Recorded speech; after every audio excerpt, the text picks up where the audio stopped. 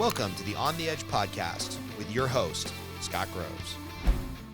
Yeah, I have a list of things that have kind of gripped me the last whatever number of years. And we can start with the calendar. I think that might be useful for people. I think that we have three limited resources in our life. We have time, we have money, and we have personal energy. And when we're younger, we have a lot of time and a little bit of money. and over time that shifts, right? So like right now, people could offer me a bunch of money to do things, but if they're in conflict from like the importance of living my life as a dad and with my kids, and I'm going to say no to that. So I just think it's important for anyone who wants to be productive and balanced to recognize that your calendar is an expression of your priorities. And so when people can you say that tell again? me like, Can you say that again? Because that's really important. Yep, your calendar is an expression of your priorities.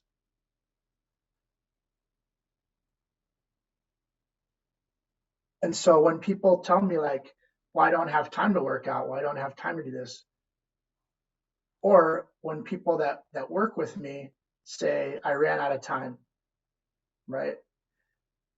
I'm really quick to correct them and to say to them, nope, you chose to prioritize other things.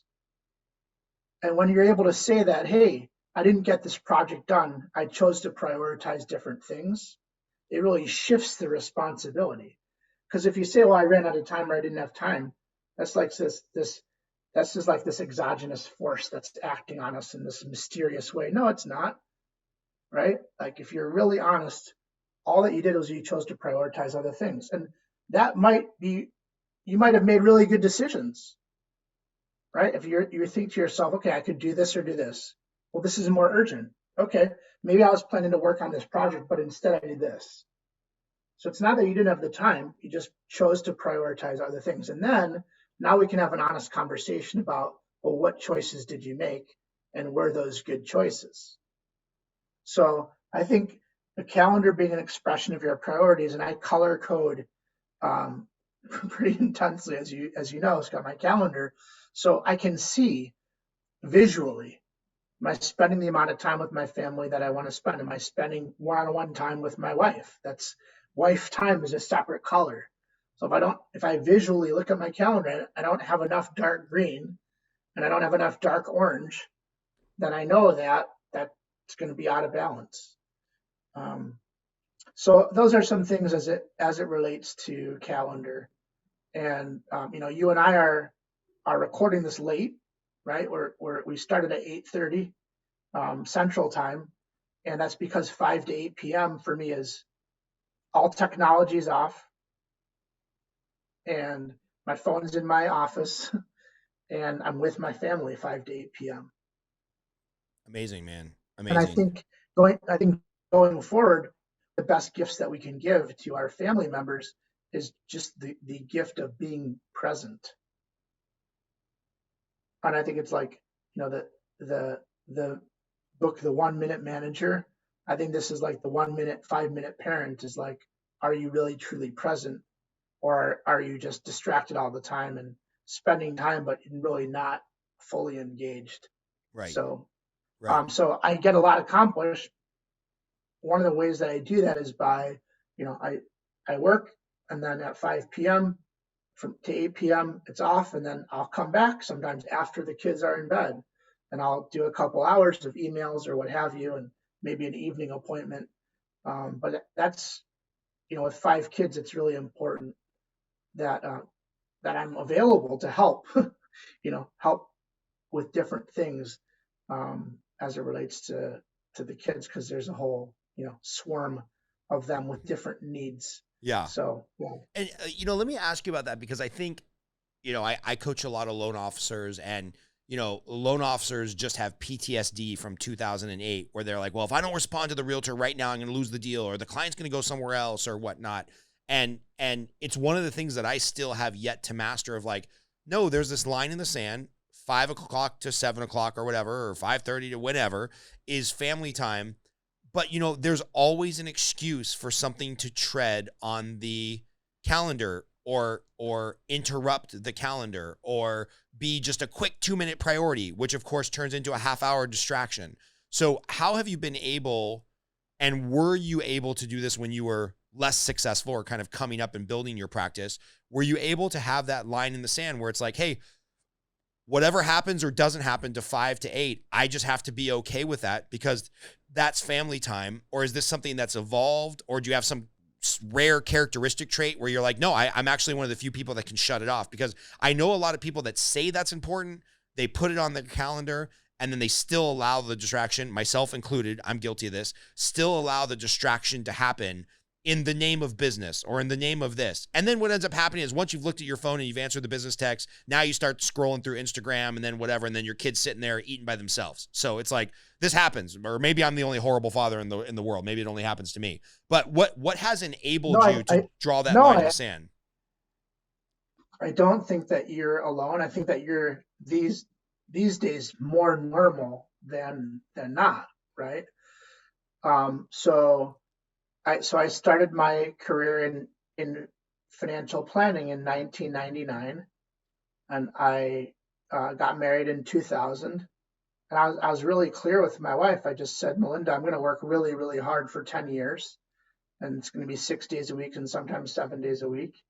And I'm going to do that before we have kids, so that when we have kids, then I won't have to work on the weekends, and we'll have a really good life for ourselves. And so now she was bought into that, and her dad was a really, really, really, really hard worker, worked very long hours, so it wasn't like something that was new to her, and she was accepting of it. And then that's what happened. So I said, this is what I'm going to do. This is my plan, and then I did that plan, and then I was able to just kind of cut back. And I mean, I still work a good number of hours, but I don't work very much at all on the weekends. And so, so I mean, when I was new in the business and I didn't have kids, what else was I going to do? Right. So I mean, I didn't have those boundaries, right? But I think, to your point, like letting things encroach. So I have this philosophy of greater than. And so in that moment that you're answering that text message or you're leaving your phone on, what you're saying is, either consciously or subconsciously, it's more important that I take this text than that I'm present for my kids. Or you're saying they won't mind. It's okay. It's just one, right? But these are what you're saying. These are what you're expressing. These are the values and the priorities that you're conveying. So I think that if you look at it, if you're able to just look at it on very, very candidly, without any veneer, then you can just get really honest. And when you say no to something, you're saying yes to something else. Repeat that one more time, because we had a little glitch in the matrix here. When you say no to something, you're saying yes to something else. So boundaries are really just self-love. And they help you when you set boundaries and limits. They're helping you say yes to all the things that you want to keep in those boundaries. That's really great. And there's an author named Dushka Zapata that Dan Cassetta turned me on to, and she's just absolutely brilliant. And one of her books is about boundaries and setting clear boundaries, and how it's really an acknowledgement that you appreciate yourself, and that you aren't just going to be railroaded by other people or by ambition, and that you can set aside time for yourself and for other people. I love that. And I want to go back to something you say without falling into some, trope, which is, it's really easy for an older generation to criticize a younger generation. And it's really, it's really kind of common parlance now to be like, freaking millennials, or they don't work as hard or whatnot. But you did say something in there that I think is a little bit lost on newer generations, where I love the idea of like, hey, honey, we're going to grind for 10 years so that we have this amazing life by the time we decide to make these other life decisions. And not all, because there's some exceptional young people that are working 100 hours a week and building companies and doing stuff with tech that we never thought was possible. But I think more frequently than not, there is a younger generation in their teens or their 20s who they want to start on day one with more of the work-life balance. And they want to start with more, and again, I hate the word entitlement, but I don't even know what other word to use, of like, well, no, boss, it's 5 o'clock. It's like time to go home. It's like, yeah, but you're 25. Like, what are you going home to? Like, we're supposed to grind and put in another 3 or 4 hours and like get this shit done. Like, that's kind of what I did. That's what my father did. Much like your wife's father, my dad was probably a workaholic, made as much time as he could for the kids, but just one of the hardest working human beings I've ever met. And I'm not saying that flippantly. So, are we losing something either generational wise or work ethic wise or as Americans, or again, I hate to go to the word entitlement, but are we losing something where a vast majority of the population is maybe not willing to put in that upfront sacrifice? Because, I had a wide receiver who played for the Patriots come and speak at one of our coaching events. And he said the thing that's uncomfortable for me to say, which is, hey, you coaching clients who are only doing 2 or 3 loans a month, you don't get to do what Scott did and go to Cancun for a week and then come host a coaching event for a week and then go do podcasts for a week. Because he spent the first 13 years building the team and growing the systems and the pipeline and the residual clients and whatnot. He already put in the 80 or 90 hours a week. You guys just don't get to vacation 5 or 6 weeks out of the year and work a 40-hour work week. Like, if you're really saying that you're going to be a pro and you're going to be exceptional in the mortgage space or the real estate space or the financial planning space, you got to put in that 10 years of fucking super hard grinding work. And I think, I could be wrong, I could just be making this up in my head and becoming an old man who's telling people to get off my grass. I think some of that is being lost in American society. Fair, unfair? Am I making shit up in my head? I think it depends on what population you're really looking at. Because, like, yeah, I think if you're talking to a group of lenders who are independent, right, business owners essentially, in more or less an eat what you kill model, right? Then it's a lot different, I think, than somebody who's on a salary working generally a 9 to 5 type of job. I think that those mentalities are very different, right? And our business is all remote now. We don't have anybody coming into the office, so I don't know when people are working. And generally speaking, I don't really mind when they're working during the day. I mind that they're getting their job done. So I think that that's going to become more and more of a trend, is people working at different hours. And I think that that's something that we'll need as employers to adapt to, is that I think that this generation doesn't really see the boundaries in the same way that we see the boundaries. And I think that it's, one of the questions that I ask people that work with me is, how do you draw boundaries around your work? I just ask them that. How do you draw boundaries around your work schedule? And if they say to me, hey, I'm young, like, I don't really draw a lot of boundaries. If you want me to, work 70 hours a week, like, I don't have a family, I'm going to do that, then that's one answer. And if they say, hey, I'm going to work really, really hard between 8 and 5, and then I'm not going to work after that because I've got, different hobbies and interests. And okay, that's, are you getting the job done? I think that's more important. And also, one of my favorite quotes is by a French poet, Anaïs Nin. She says, we don't see things the way they are. We see the things the way we are. And so I think that it's easy for us as like really ambitious people who have kind of cracked into the top 1% or the 1% of the 1% to like finger wag at other people.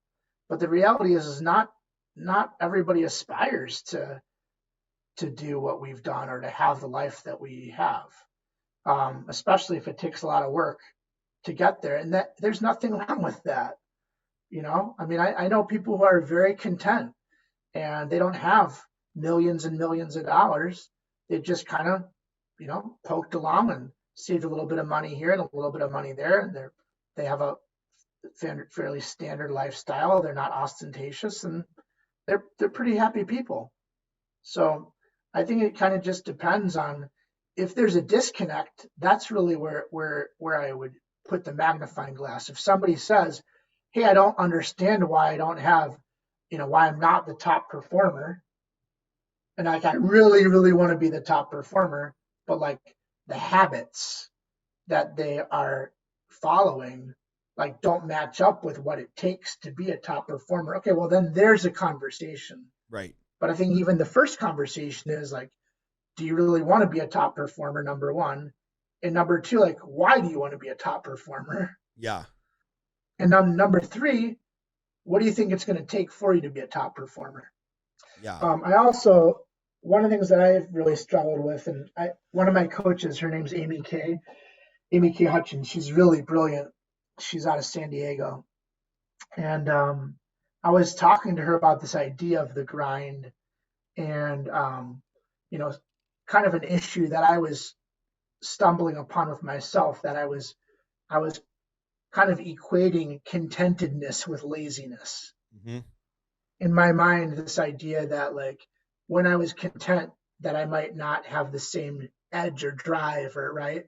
And she said something really fascinating to me. She said, 99% of the people that are business owners, that are driven, that are type A, ambitious, they think exactly like you, right? Hard work equals money. Hard work equals success, right? Grind equals success. And, the other 1%, they laugh at all of you other 99% because they've figured out how to work less and make just as much or more money, right? And that was fascinating to me.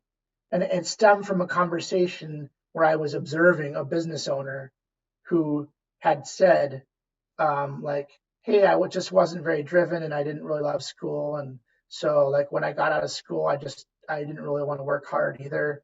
And I was just like, what an asshole. Like that, like I got angry at that. But here he is, spending tons of time with his family, hugely successful, crushing it, and like crushing it. And really what Amy K said back to me when I was talking about how angry I was at this attitude, she's like, "Are you sure you're not just jealous?" And when you have a coach that says something to you and they like stop you right in their tracks, your tracks, like, yeah, fuck, you're right, yeah. I've been there many times with my coach where I'm like, yeah, that was a good one. That's kind of what I needed to hear. Yeah. So I think that, it changes and shifts over time, and priorities change and shift over time. But I think just knowing what is it that you're after, and I think that the word balance is really misused, and I think that when people think about the word balance, they literally see a scale. I see a scale, and I see like the scale and its balance means it's even.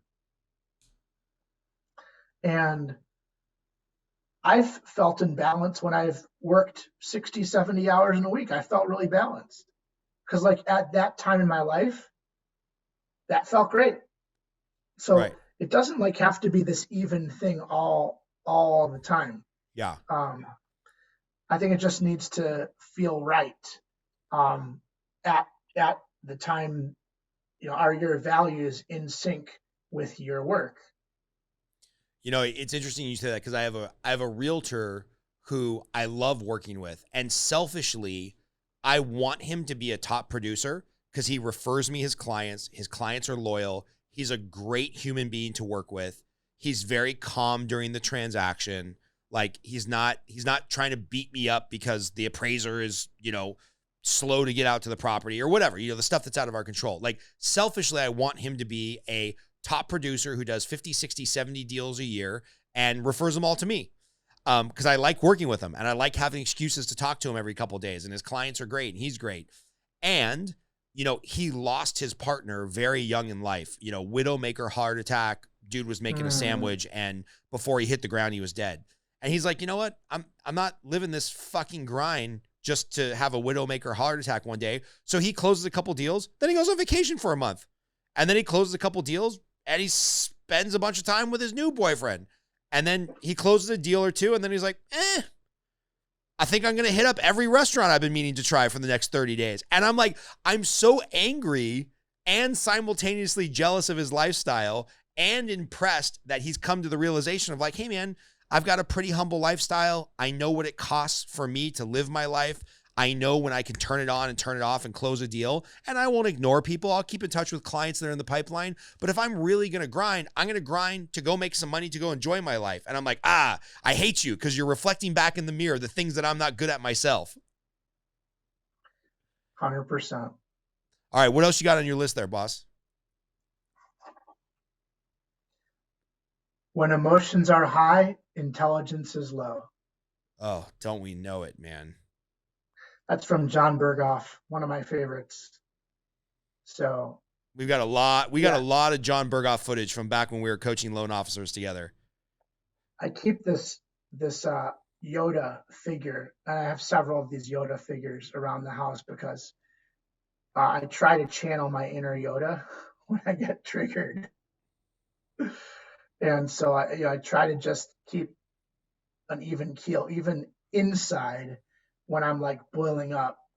I try to externally not convey that. That's hard to do. Yeah. I've been working with another coach. I work with lots of coaches, but Julianna Raye is one of my mentors who I've been coaching. She's a phenomenal, wonderful human being and a mindfulness coach. So I originally hired her to help me with mindfulness. And one of the tenets of mindfulness is equanimity, which is the idea of accepting all of your emotions and not judging them. Just, okay, now I'm going through a period when I'm really angry. And she talks about just because I might feel this bubbling up in this, this volcano inside, right? Feel that volcano inside, feel it erupting, and just kind of let your body move through that pain. And doesn't mean that you have to externally convey that. Doesn't mean that you should repress it. You should acknowledge it, right? But can you acknowledge it? Can you experience that? And then simultaneously convey an even keel on the exterior, so that when emotions are high, intelligence is low. That's one that's stuck with me. That's a doozy. So I'm a huge Julianna Raye fan, and I think I might have brought this up on the podcast before, that she gave me one of the most insightful management leadership training tips. She's like, in your life, when you've been in that fight or flight mode and you're about to punch somebody or whatever, I box a lot and I do jiu-jitsu, and for some reason I like getting punched in the face for fun. I actually pay people to do it. It's really weird. She's like, when you're ready to throw a punch, what is the feeling in your body? I'm like, what do you mean? What is the feeling in my body? I'm like, you're supposed to get in touch with my inner child. She's like, no, physically, what's the feeling? Does your chest tighten up? Does your butthole pucker? Do you grind your teeth? And I'm like, oh, when I'm really angry, like I'm ready to like fight the guy in front of me at the movie theater because he can't stop rustling his wrappers while I'm trying to watch the movie, my chest tightens up. She's like, all right, cool. Anytime that happens, go for a walk, get an iced tea, don't say shit, because nothing intelligent is about to come out of your mouth. So if you're having that sensation with your wife and your chest, like your pectoral muscles start to tighten up, or you're having that experience with your employees, just say, excuse me, and get the hell out of there, because nothing that's going to come out of your mouth at that moment, high emotion, low intelligence, is going to make sense, and you're going to do way more damage than good. And I was like, oh man, that has stuck with me for about 7 years since I first met her and Jon Berghoff. So I love that. Emotion is high, intelligence is low. Give us another one. You're on a roll. Yeah. The biggest breakthrough this year has been the phrase connect, don't correct. Connect, don't correct. And this has to do with parenting. And so I was going through a challenging phase with my son, who's 8 years old, and he was playing chess virtually, and he would have the experience where he was playing chess, and somebody would take his queen, he would make a bad move, and he would just like melt down. And like meltdown, like, ah, shucks, I lost my queen, or like throw the phone and kick the trash can? Somewhere in between. Okay. Like start crying, hitting, like kind of banging his head. Right. I'm so stupid. This game sucks. I want to quit. Right. Like right away. And I found myself kind of jumping in. Right. And be like, hey, it's just, hey, you don't need to melt down. It's just a game. Right. Like, hey, like, you got to have some resilience, right? Giving the life lesson, like, hey, there's going to be a lot more worse things in life than losing your queen, dude. Right? Like, so I'm jumping in there to try to correct the behavior. What I found was two things. It made it a lot worse, number one. And number two, the conclusion that I was able to come to was that I was uncomfortable with his expression of his emotions. He wasn't uncomfortable with it. It's just like the worst thing that you can say to, let's say, your wife is, hey, you're overreacting. Right. Just calm down, honey. It's not a big deal. Ooh. Right? Ooh. Yeah, right. Why is that? Well, because they don't think that they're overreacting. Right. Like, when in the moment, when you react to something, do you ever think to yourself, in that moment, I'm overreacting? Never. Never. So, like, think about how it feels to get that karate chop of like, hey, whatever you're feeling right now, which is a lot of emotion, you shouldn't be feeling that right now. Right. Right. And I even role played this with a couple of the guys at the Front Row Dads retreat, because I was like, hey, this is gonna happen again, I know. And like, I was with Matt Drinkon, and we acted out like, hey, what's gonna happen the next time that Sammy's playing chess and somebody takes his queen? Like, what's the new and improved Adam gonna be like?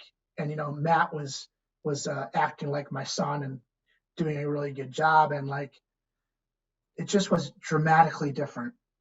The next time it happened, I was just ready. I had practiced. So what's the connect part? How are you connecting with him instead of just correcting his attitude? Oh, just radical empathy. Radical empathy. I like that. Yeah. So it's like, oh man, like, I know how you feel. I know that feels really horrible, right? You wanted to do so well. You made this mistake. Hey, I'm here with you.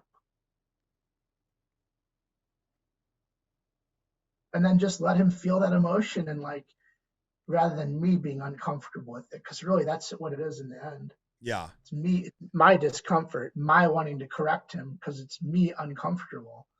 So it's so hard because it's so hard when you have more knowledge than somebody, because it's like, especially when it's somebody you care about, because you do want to just correct that thing and give them the knowledge to not experience the pain. It's like, of course, you idiot, you should have played the London. You shouldn't have lost your queen. And it's like, no, not what I'm supposed to tell my 8-year-old. Right.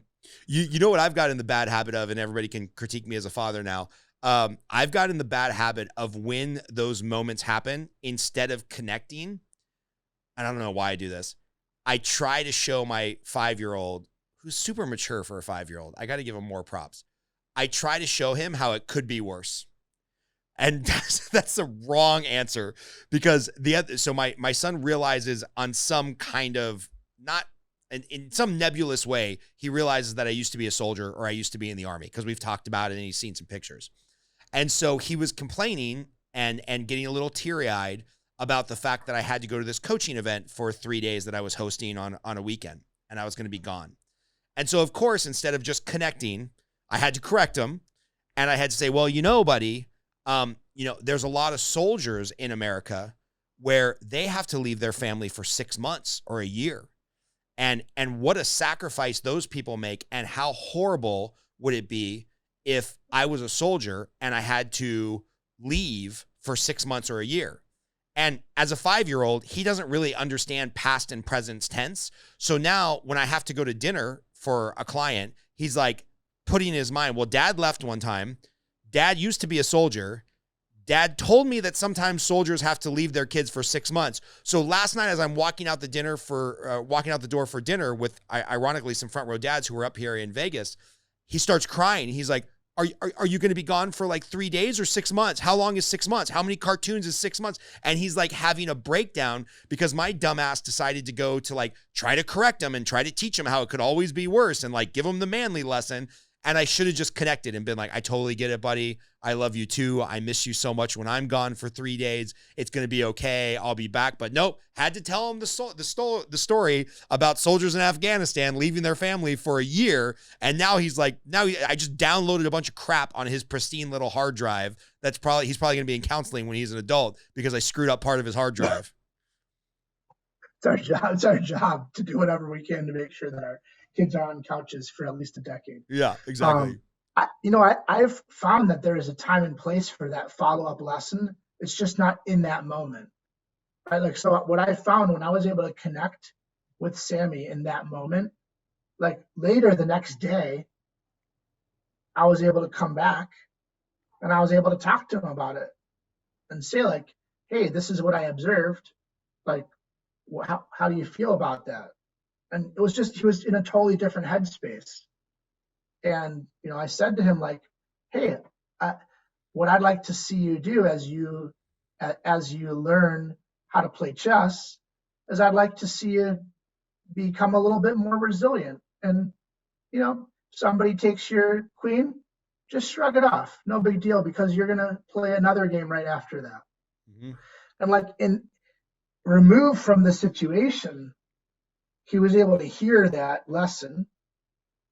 And the next time that it came up, right, because he's not going to win every match, the next time that it came up, I said to him, hey, how'd it go? And he said to me, yeah, like, somebody took my queen and my response was just a lot different. And I was like, how do you feel about that? He's like, I felt good. I'm like, great. That's awesome. Nice. All right, let's keep going. What else you got on your list? Yeah, there's a time and a place to come back to what, the lesson's an important lesson. It's just they can't hear that when they're filled with that emotion. Yeah, I'm 43. I still can't hear shit when I'm the littlest bit emotional. I haven't evolved since I was 5, so me neither. I feel it. Or that same 5-year-old. Okay, what's next? So this is a golden nugget that I picked up. When I hear a lot of people using the phrase "no problem." And so this would be something to pass on to all of your mentees who you work with. When somebody pays you a compliment, hey, Scott, thanks for doing that for me, right? Hey, thanks for helping me out with that loan. Hey, thanks. Like, no problem needs to be eliminated 100% from your vocabulary. And the reason is, I like that. No problem, or no big deal, or yeah, I got you. Right. Just right. Brushing it off. All that needs to be eliminated from our vocabulary. Yep, because when you compliment somebody and they respond back with no problem, they're really minimizing the compliment. Like, if you say to your wife, hey, I really appreciate that you cooked dinner tonight, and she says, oh, it's really not a big deal, right? Or, oh, no problem. Like, that's not really acknowledging the compliment that you're paying her. And so when somebody compliments me or my team, because I train them to say the same thing, there's 2 responses. One is you're welcome, And the much better response, and my favorite one, is my pleasure. And the reason that my pleasure is so powerful is because it's really, really difficult to say my pleasure without smiling. And when you smile, you transfer that energy, and then the other person on the other side feels good too. And I promise you, when you go to a nice restaurant or a nice property like Four Seasons, Ritz Carlton, you'll never, ever, ever, ever hear any of the servers, wait staff. You'll never, ever hear them say no problem. They'll always say my pleasure. Always. Hey, Chris Always, here. always, always. I used to work in luxury hotels, and I was going to chime in and say that we definitely had that conversation. No problem was banned to speak, but the reason they explained it to us is by telling a guest no problem, you're implying that there was a problem in the first place. And it's all replaced with my pleasure, and you feel like an ass saying it about the first 10 times. And to this, I haven't been in hotels for about 10 years, and I still say my pleasure all the time. So just to prove your point there. Sweet. Yeah. Yeah, thanks for that. The voice of God, aka our audio engineer Chris, just speaking wisdom. He doesn't speak often, maybe once an episode, but it's always good stuff. All right, thanks, Chris. So the next thing that I have on here is a great question to ask somebody to find out a lot about them in a very short amount of time, and that is, what's your favorite movie and why? My all-time favorite question, because I'm a movie nut. So yeah, great. So what's your favorite movie or movies? See, this is the problem. We could have a 1 hour conversation, because are we talking about like favorite movie that's best movie, favorite movie that I can watch over and over again on TNT when I'm flipping through the channels? The movie that always comes to mind is Last of the Mohicans. Okay, what is it about that movie that makes it great for you? There's so many great one-liners that encapsulates the spirit of the movie. Like when Daniel Day-Lewis yells at the girl, "I will find you." It's like, oh, that's what the whole movie is about. It's about him finding this person that he loves. And then his younger Indian brother finds love, and they end up in a Romeo and Juliet movie, or Romeo and Juliet moment at the end of the movie. So it's like there's a bunch of one-liners from that movie. It's like, the more I think about it and the more times I've watched it, because I've probably watched it 50 or 100 times, there's no wasted dialogue in that entire movie. Like, everything in my mind is just excellent. And the fight scenes are pretty cool, and the landscaping. I mean, I remember the opening scene of that movie the first time I watched it, and I didn't see it until I was in my 20s. My best friend Matt Nims is like, "What? You're a history buff and you're a movie buff, and you've never seen Last of the Mohicans?"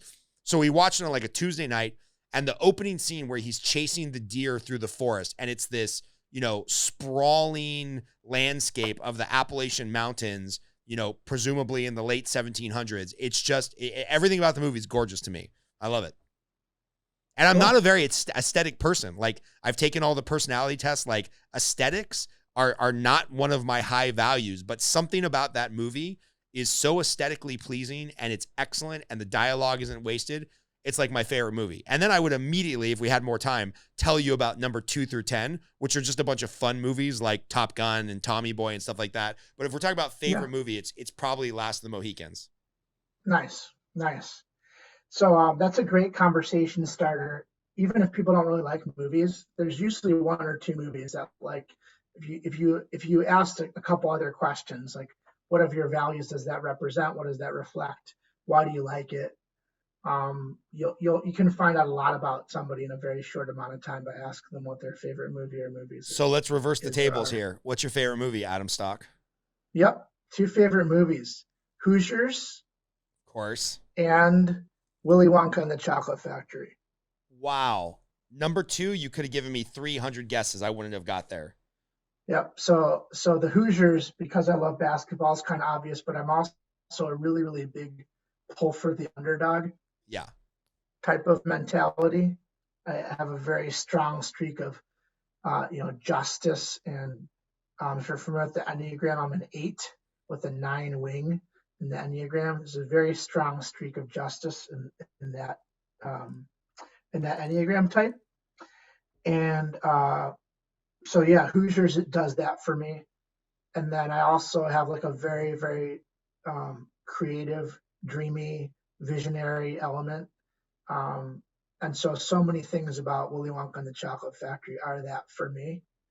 And the same way that you've seen Last of the Mohicans and you know all the lines, I could the same thing as well. And my daughter and son and I did a staycation, and this is the 50th anniversary year of 50th anniversary year of Willy Wonka and the Chocolate Factory this year, and they played it on the big screen in a movie theater.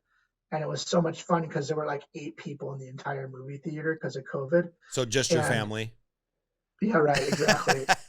and there were a couple people in the front who, like, when the really big lines came out, they would yell the lines with, get up and cheer for the lines. And it was just like, we Snowsberry. There's no such thing as a Snowsberry.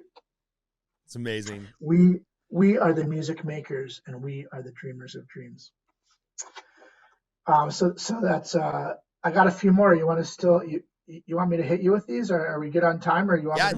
I've got unlimited time, man. I every time we get a chance to talk, I love it. Real quick, have you read Gene Wilder's autobiography?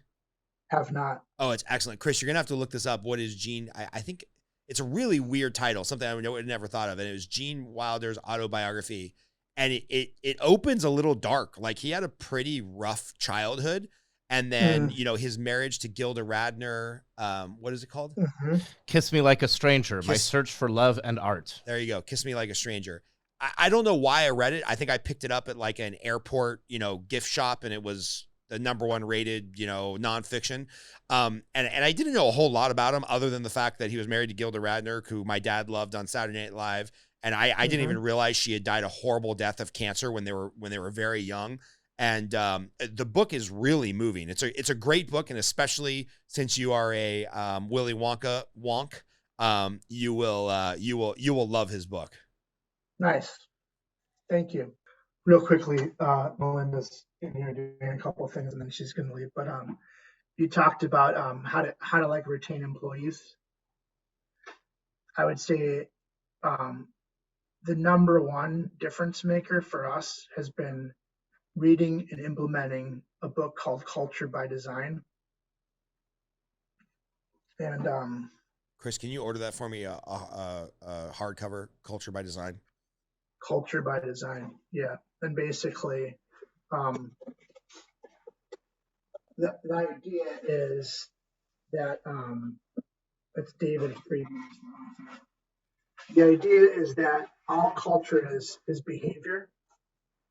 And so if you can identify what your core values are, and you can write out what he refers to as the fundamentals of your business, and you can just let people know, hey, this is how we behave in this company. And that's what culture becomes. Book 1 and 2?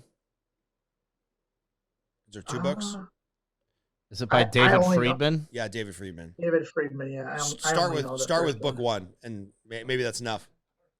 Yeah, so like these are our 30 fundamentals, and Ritz-Carlton has this fundamentals concept as well. So these are one of the things that I was going to talk about next is display a how can I attitude, share knowledge, take feedback to heart, tell the truth, listen like a lawyer, communicate courageously, speak for yourself, be specific, write plainly, concisely, and with correct spelling and grammar, do hard things, respond within 24 hours. So it's just a bunch of different pieces. And then we acknowledge people. When we acknowledge our team members, we acknowledge them through the core values and through the fundamentals. So like such and such displayed fundamental number 20.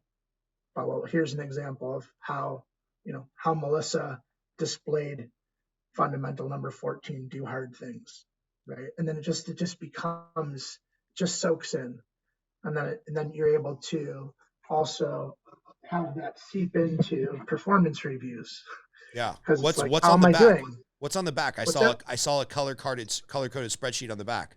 Oh, this is a list of my clients and who the associates are. Oh, nice. Who work with those clients, so that I can know who I need to email about a certain thing for a certain client. At some point, you've bought the audiobook, but I still got the paper one. Perfect. I bet you I bought the audiobook because Adam probably gave me this recommendation 2 years ago, and I should have read the damn thing.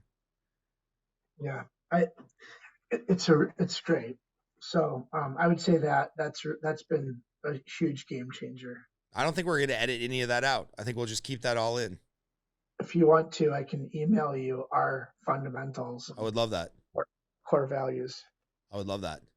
All right, what else you got on your wisdom list? Yeah, so 2 ideas in the category of thinking big. So another one of these quotes that sticks with me is by another front row dad, Earl Kelly. And I remember a long time ago at this strategic leadership conference that we were at in Cutco, he stated, if you're going to bother thinking at all, you might as well think big. That's always stuck with me. It's like, why do we have small thinking? We're not going to accomplish anything if we have small thinking. So if you're going to bother thinking at all, think big. And then how I then approach that is when I'm goal setting, I don't ask myself the question, can I accomplish this? I ask the question, how can I? So when you ask yourself the question, can I, it's binary, right? You get stuck immediately because you're making a determination of whether you can or can't. And if your mind says, I can't accomplish that, then you shut down. Where if you ask yourself the question, how can I, and fill in the blank, now your mind's in motion. Now the wheels are spinning to think creatively, right? Or like, what would have to happen for me to accomplish blah, blah, blah, right? Now you're able to make a plan, even though it might feel far-fetched, like you're in motion. You have momentum to start thinking about that. So that how can I versus can I or can't I, just catching yourself and orienting around the how can I can be really powerful. So I want to pull at that thread a little bit because we've got a little bit of time. You're not yawning too hard yet. No, I'm just pretty jazzed. Cool. I love the how question. And sadly, I love it more from a manipulative standpoint, where if I ask my boss, hey, can I hire an administrative assistant? Again, it's binary. It's yes or no. They're like, nah, the production's not there. The profit's not there. I don't know if we have it in the budget. But if I say, hey, I want to increase my production, how can I hire a administrative assistant? Well, now I've absolved myself of the responsibility, and I've put all the responsibility on my boss to think about, like, how could we? What would we have to do? What would I have to kind of rejigger here? Like, where would Scott's profitability? You know, what kind of deal could I make with him? I don't want to lose him. Maybe I have to give him this person. Or if you just say, can I, instead of how could we or how can I, you know, it transfers the responsibility to us to them. So I love that, by the way. And I'm going to give a practical example. I've got a friend, Jeff, and I've fallen in love with jiu-jitsu the last 2 years. And he asked himself 2 questions when he got real into jiu-jitsu. He's a black belt now. He's an instructor. He owns his own gym. He said, how can I be a black belt in under 10 years in jiu-jitsu, which is fairly hard? And how can I be an undefeated fighter? Well, the how can I become a black belt in under 10 years? It happened because he had full control over that, meaning he figured out I've got to live at the gym 3 hours a day for about 5 years, and then I've got to seek out outside mentors, and I've got to do this stuff. And he made it. He did it. I mean, which is like, it's just amazing how quickly later in life he became a black belt. My question is, and the thread I want to pull out a little bit, when he said, how could I be an undefeated fighter and become a champion? He's admitted to me, and he would admit publicly, I think we've even had him on the podcast and talk about this, that once that ran into the reality of he lost a fight because that part was out of his control, he just ran into somebody who was better than him, it kind of crushed his bubble, or it crushed his psyche a little bit, because he asked the question, he thought big, and once there was a major roadblock or a failure of that goal, it kind of ruined him in a certain way. And he still continued to fight, and he was a good fighter, but he was about 500, never really made it into the UFC. But I'm wondering, if we think that big, how do we stay the path when stuff outside of our control gets in the way, or when reality hits aspiration? Yeah, that's a great question. And I think that my general sense of the story that you told without knowing who it is that that undefeated part of it became his identity. And so once we let things become our identity, then we will actually lose control. Just in that moment that we cause it to become our identity, we lose control. And so I think having that goal and having that dream with the humility that there are things that are outside of our control, right? Right. That allows us to kind of keep that even keel. That, like, yeah, we have some big goals. Like, we have some really big goals as a team. And there are sometimes the markets are at our back, and sometimes they're smacking us right in the face. And that's an element that drives a lot of our revenue and is 100% out of our control. Right. Because if you say, I'm just going to make up numbers, I have no idea what your actual overall business looks like. If you say, I want to have $100 million assets under management with our group, you're like, well, I might as well think big. Why not say, I want to have $1 billion asset managements under our group? But then if you don't get to $1 billion, how do you not feel bad about yourself for not accomplishing the goal? Or, to your point with the conversation you had with your coach, keep striving and driving for that thing that, like, maybe wasn't obtainable, maybe was outside of your control, wasn't maybe, I think we had heard this in a seminar we were at together where it's like, man, don't start climbing mountains for a view you don't want to obtain. So how do we think big and not get crushed along the way when reality gets in the way? Yeah, I mean, I just think that that's what perspective is all about. And my favorite word in the English language is perspective.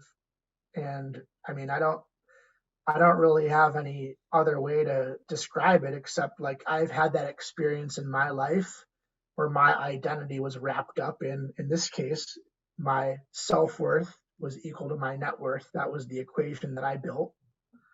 And in 2000, when the dot-com bubble burst, and basically I lost all my money and my new wife's money, because we were just married at the time, like, I was shattered.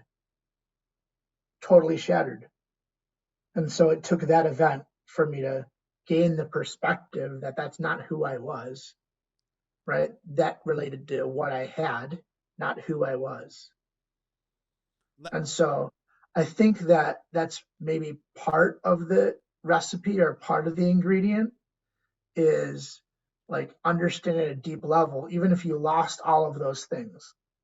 And I'm really confident that even though I have a really nice house, a really nice car, a really nice bank account, a really nice investment account, like, I'm really confident that even if I lost everything tomorrow, which would be devastating, like, I know who I am, and I'm not that.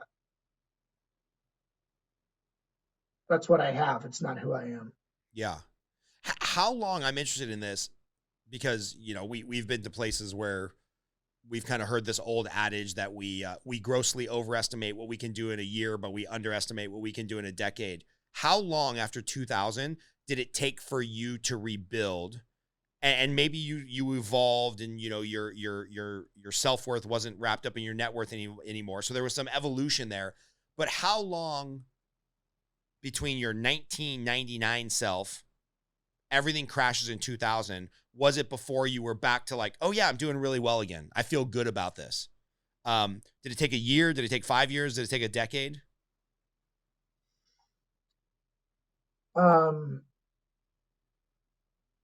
I think when you ask the question, like, I feel really good about this, what's the this? This is like your lot in life, right? Like, I'm trying to see, without giving you the answer, I have a moment in time after 2008, after literally living on a buddy's couch just to try to not foreclose on my couch.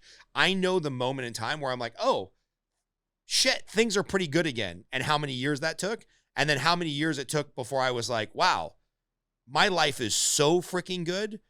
Kind of the same thing you just said. Even if I lost it all again, which would be miserable and disgusting, and it would be debilitating for a certain amount of time, it's like, all right, cool. I know how much time it's going to take me to get back on path and be kind of right back where I was, financially, success wise, confidence wise? Like, how long did it take you to get, how long was your journey back is maybe what I'm trying to phrase here. I don't have a great sense from like the wealth perspective how long it took. It was probably a while. Um, I mean, I would guess that it was 5 years to reaccumulate the wealth that had been lost, but it might be 7. I mean, it wasn't 15, right? But it might have been 5 or 7 years. It was a lot. I mean, it was really significant. Yeah.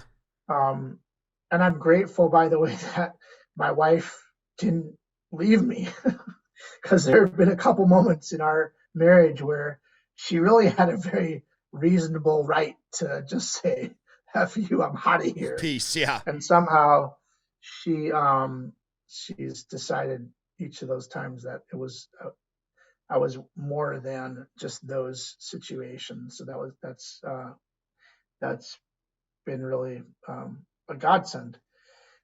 So, it took months for me emotionally and psychologically to like piece myself back together. But I mean, I still needed to, I was at Merrill Lynch and they weren't just going to be like, oh, okay, well, we'll just let you not work. Like when you're at Merrill Lynch, you're riding the bull. Right. And the expectations and the stress level is like super, super high. And so, I obviously took care of myself like I had to take care of myself, but then like I also needed to kind of get back into the groove and, work. Between looking at people's finances all day long, which you do as well, now interviewing almost 100 people for this show and a show I did before this, I feel almost exactly the same way you did. And I've seen this over and over and over again with people rebuilding their credit, rebuilding their net worth, rebuilding from a brutal divorce or, a car accident followed by a lawsuit. It seems about 5 years. Because I was going to say the same thing, assuming everything crashes around end of 2007, gets really bad in 2008, 2009. I think I made $18,000 that year or something. It was just brutal. It was about 5 years in between the end of 2013, beginning of 2014, where I'm like, oh, things are going pretty well. I'm making some money again. Like I've got some money in the bank. Like I've got a pipeline of referrals. Like the market is okay. Like life is good. I'm dating again and I've got some money to like go on vacation, And so it's funny because I've seen this over and over again. We're about that 5-year time frame, and 5 years when you're depressed or broke or struggling to put food on the table or grow your net worth, 5 years feels like a really long time. But in the grand scheme of things, to think about a 2000 level financial crash for somebody that's heavily invested in tech stock, or a 2008 crash, the worst crash that we've ever seen for somebody who owns a bunch of property and is working in the mortgage market and all their net worth is tied up in mortgage. So all those things are correlated. 5 years is not that long to rebuild even stronger. It's really not.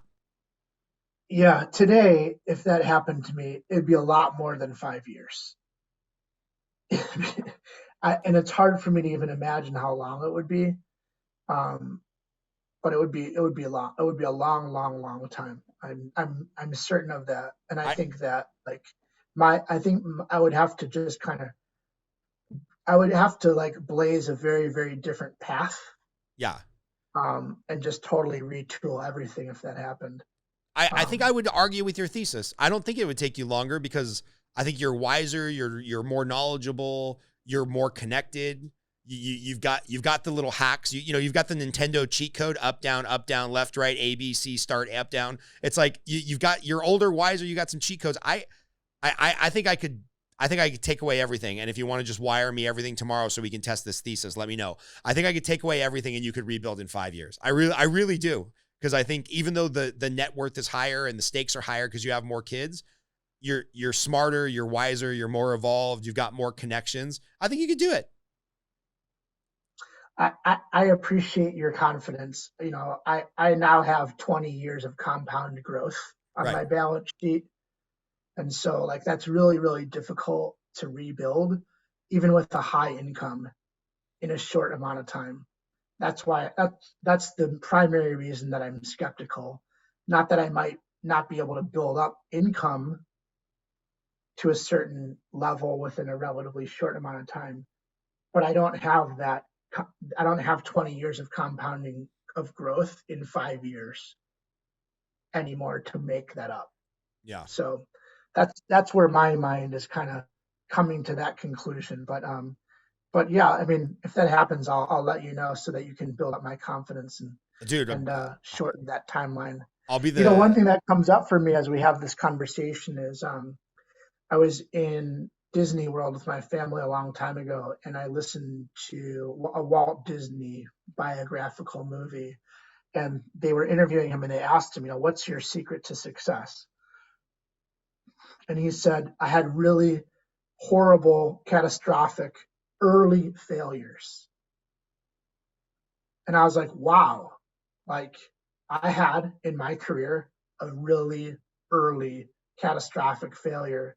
And a lot of success that I have had, I ascribe to that seminal event. So that's just been interesting for me to reflect upon. when we have more time over a beer, I'm gonna pull on that thread, and we're gonna have a long political conversation about maybe our differences in political opinion. It's gonna be based on Walt Disney, so I'm gonna table that for a beer conversation sometime at a seminar. That's fair. That's fair. I got three more things. All right, whip through them, man. Let's go. Got time for 3 more things? Yeah, go for it. How's Chris doing? Is this still interesting for you, Chris? Actually, Chris specifically said on the bathroom break, he's like, oh, this is one of the more enjoyable ones we've done where I'm actually engaged. So you've got Chris won over. Nice. All right. That will. I'll sleep well knowing that I've at least had an engaging conversation with Chris. Okay. This is like going back to a less philosophical and more of like life hacks. But I talk a lot about the idea of booby trapping yourself for success. And so the idea of booby trapping yourself for success can take like really small pieces, or it could take something larger. But like if you ever find, for example, that you're forgetful and like you might go to a game and leave your coat, or you might go to your office and leave something there that you don't want to leave there, right? One of the best hacks to booby trap yourself for success so that you don't forget it is to put your car keys on it. So then, like, if you walk out of your office and you get to your car and you don't have your car keys, then you can't go anywhere. So I end up throwing my car keys around a bunch on whatever I want to make sure that I remember and want to make sure that I don't forget. Give me a grander example for that. Like, all right, I want to booby trap myself for not having frivolous spending, and I want to put a higher percentage of my paycheck towards various investments. What's a good way to like booby trap myself into financial success? Well, I mean, you know the answer. What's an answer? An answer is to pay yourself first. Make the money disappear before it hits your account. Great. What's another answer? Another answer is from one of my guilty pleasure musicians, Sheryl Crow. She's got a great line in one of her worst songs that it's not about having what you want, it's about wanting what you have. And I try to keep that at the front of my mind because I'm like, do I really just want to have 10 more pairs of shoes? Or can I just really enjoy what I already have and want the things that I already have? So I'm trying to curb my frivolous spending by constantly thinking of Sheryl Crow's throwaway line from one of her worst songs. Yeah. I mean, there's a lot of different ones, right? Like there's tear up your credit cards. There's only spend cash. There's envelope system. There's a lot of different ways. But I would also say, and I don't think that this relates to you, but it relates to an interestingly largish number of younger people, is that they have a negative, and I had this as well, they have a negative association with wealth, and particularly around the word rich. So like when I start working with somebody, I'll ask them, a series of questions, and one of them is, they're sentence completions. So one of them is, this is how I feel about rich people, and this is how I feel, right? And what's interesting is, on occasion, I get like, rich people are, greedy, are, ruining our country, are blah, blah, blah, blah, blah, right? Yeah. And it's really like crystal clear to me that if this is somebody who's an entrepreneur, that they're never gonna become wealthy, because the identity that they have of who they're, on a trajectory to become is that person that they despise. So I was very fortunate that, like, right when I was on a collision course to self-sabotage, I read this book called The Secrets of the Millionaire Mind by Harv Eker. And I remember this very, very vividly. It was like this, I think it was page 82 of this book, and it said that, you can be kind, generous, loving, and really freaking rich. And when I read that, I was like cognitive dissonance, cannot compute, right? And then in that moment, I just realized, like, well, I can define whatever I want it to mean to be rich. Like, by all statistics, right? I don't have Hampton, houses in the Hamptons, but like, by all normal definitions, I'm rich. You're rich, like 1% of income earners, wealth holders, what have you. And so, like, some people get really hung up on that, and then they self-sabotage around their wealth building. And so you find that people, buy stuff and buy stuff and buy stuff, and even the more money they make, they just have lifestyle creep, because they have negative feelings around what it means to grow wealth and to be rich. And you can't, if you don't have any money invested in the stock market and you don't have any money invested in real estate, then you can't lose any money. And so, one of the ways to make sure that you don't experience the pain of loss is to not have it.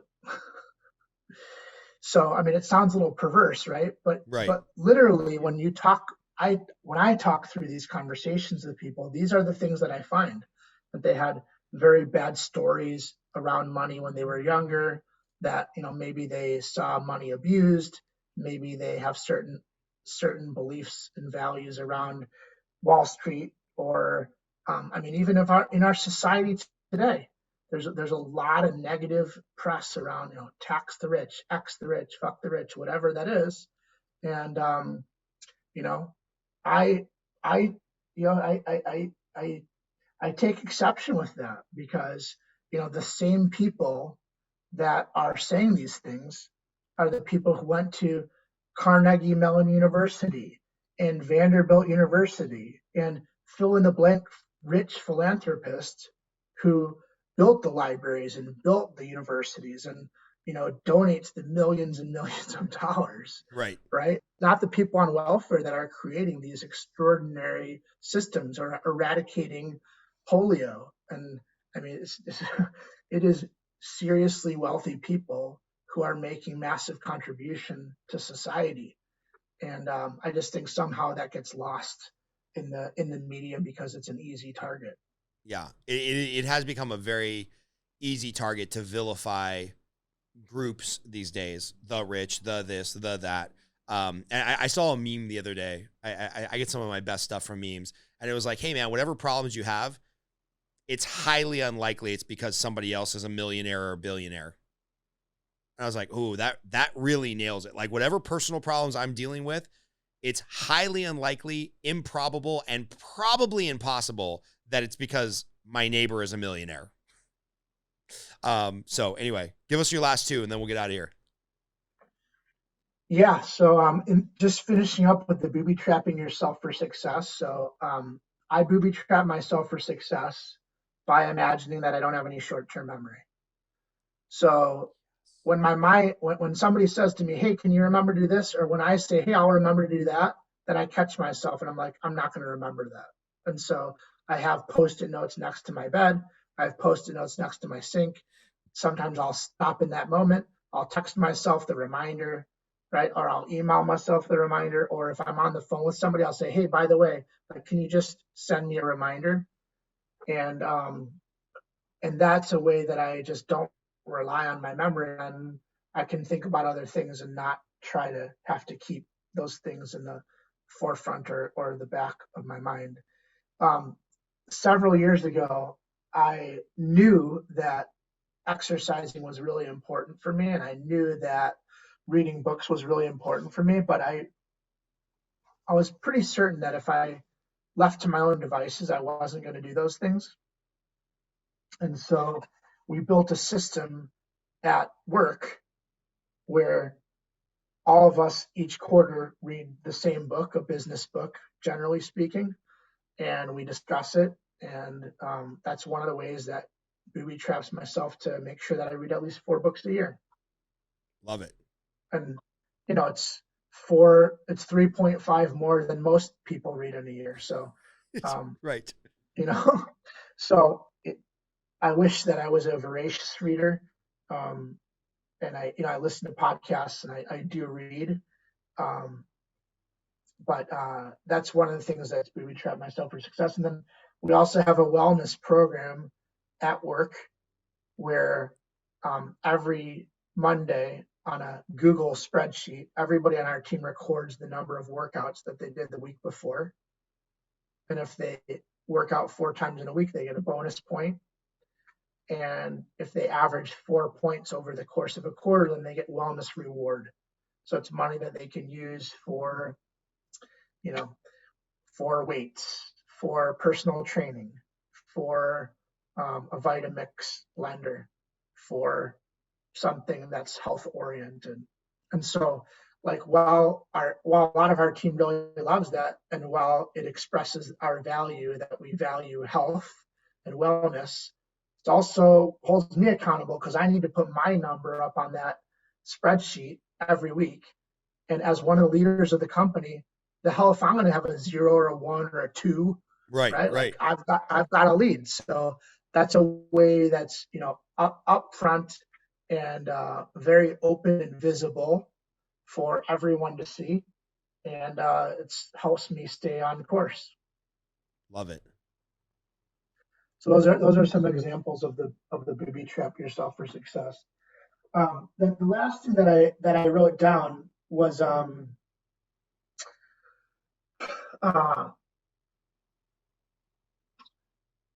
I interviewed one of my clients several years ago, a very successful business owner, and he said to me, the real problems, Adam, are never the business problems.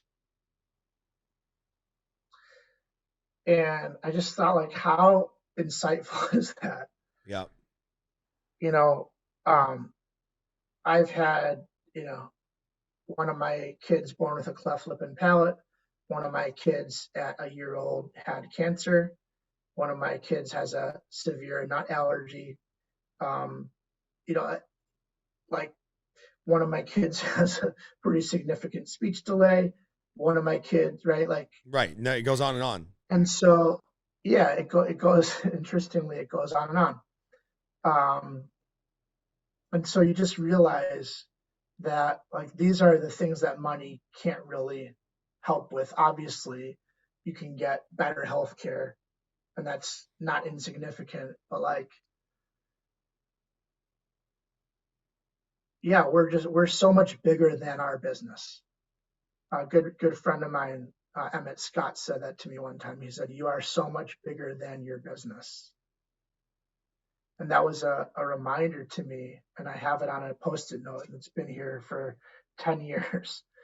When I think that things are rough and things are not going well in business, or I'm having a rough day or a rough week or rough month or whatever, like, I'm so much bigger than that. And I have another note here that I keep, which says what matters more, and what matters most. And that's another reminder for me, a frame to say, like, hey, it might matter that the business this month is not going well. It might matter that we had a 25 or 30% decline in the market in a really short period of time. It might matter, but like what matters more than that? And what matters most? And so, the final thing that I would say in this vein, and you touched on it a little bit earlier, is even though I think that we've made great strides in our society around mental health, I still think that it's a little bit in the shadows. And I would really love to see the day when people are talking more openly than they are today about mental health, depression, bipolar disorder, anxiety. Because you can tell when somebody has a physical disability, when somebody's in a wheelchair, or when they have multiple sclerosis. But like having anxiety or depression or bipolar disorder, like these are diseases. And I think that we need to have a deeper understanding, a deeper level of empathy, and have more open conversations, because it's rampant. And it's they surveyed the CEOs of Fortune 500 companies, and a lot of high level executives and entrepreneurs deal with mental health issues. Yeah. I've been a member of Vistage, which is a CEO's organization, since 2008. And I remember really vividly a guy named Cameron Herold, a brilliant business owner, wrote a book called Double Double, and it was one of the founders of 1-800-GET-JUNK or Buy Junk. Really bright, young, very successful entrepreneur, Cameron Herold.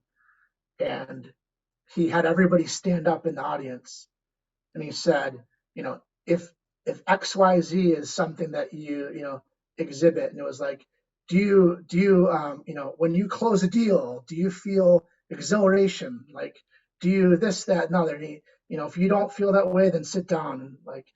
And then he went through all these things, and then a pretty good amount of people were he's like, oh well, I just gave the DSM diagnosis for bipolar disorder or something like that.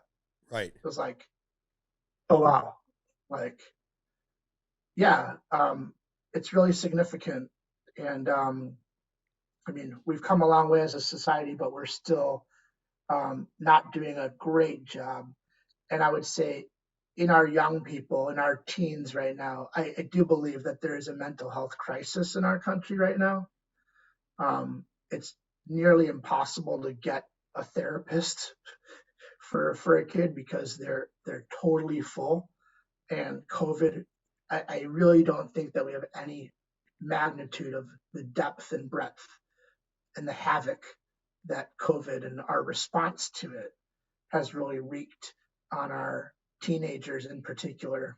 And so, that would be my parting wish for us and for our country, is to get some more courage to bring some of those conversations that are still lurking in the shadows more into the forefront, and have candid conversations. Yeah. I really appreciate that. And I'll share with you sometime offline when we're not being recorded, some conversations I had with my 19-year-old son about some of his friends and things like that. We'll put a pin on that for another conversation. We covered a ton, and I appreciate you making yourself available for this time, because I know how valuable your time is, and time with your family and your wife and work and whatnot. I always do like to ask the last question. It's one of my favorite questions I stole from John Vroman. So what's the question I forgot to ask? What's the thing you're like, man, I thought Scott was going to ask this, or these are one of my favorite questions, or I just wish people would care a little bit more and ask Adam about this? Mm.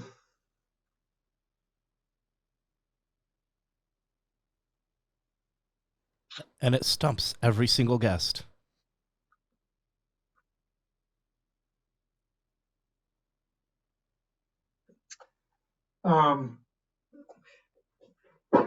I think the thing that's coming up for me right now, the question to ask would be like, other than the connect, don't correct, like what's another breakthrough that you've had this year, for example? I was at a Front Row Dads retreat in April, and Jeff Woods was leading this exercise on values, core values. And Jeff leads the One Thing consulting organization. They have a box of cards, which is a values deck, which is really powerful. And so you have to basically go through 130 or so cards and try to whittle down from that massive amount to your top three core values, and then you have to rank order them. And so it was really interesting. Even though this didn't make the top three, what I found that I had kind of forgotten is I would say like a childlike playfulness. Playfulness is the right word. That really, there's a really big playfulness element in me, and I'm very joyful when I can kind of channel that playful energy with and around my kids. So that was a real interesting realization, and has kind of helped me when I'm feeling a little bit out of kilter, kind of get to that place. There's just a couple little fun things, that little traditions or little cues that we can do to kind of get back into that playful mode in our family. And just having awareness around that has been really, really good. And then I think the other thing that comes up for me is just like, I spend a lot of time and a lot of money on coaches, and that's just my belief that like we're perfectly imperfect, and for us to grow, we need help. We need to hire other people who can help us in a lot of different areas of our life. And I'm grateful, very, very grateful, to have all of the mentors in my life, and also mentors who are my kids, who I learn from every day.